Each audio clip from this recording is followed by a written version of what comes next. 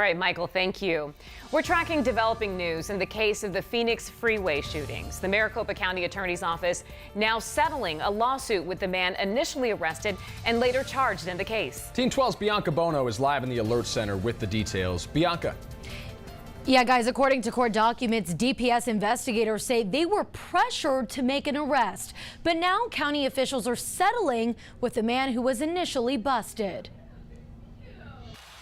3 years after DPS labeled him as the Phoenix freeway shooter, Leslie Merrit Jr. is getting paid. I told you guys when I first got arrested I didn't do it. I'm telling you now I'm going home I didn't do it. Merrit maintaining his innocence since his arrest.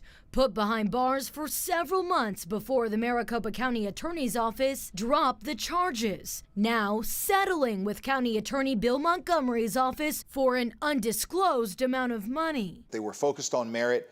They looked at his gun. They erroneously came to the conclusion that there was a match. DPS investigators rushing to arrest Merrit amidst panic in the valley, claiming cell phone towers and ballistics linked him to the violent crimes.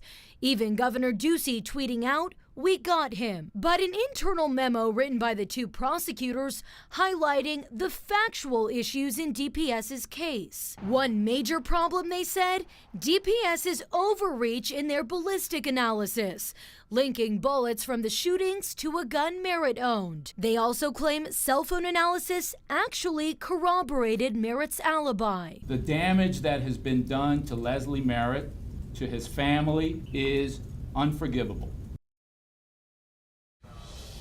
And this settlement is possibly the first of many. Merrit still has pending lawsuits against the head of DPS, the state of Arizona, and others. Since Merrit, no other arrests have been made in connection to this case. We're live in the Alert Center. Bianca Bono, 12 News.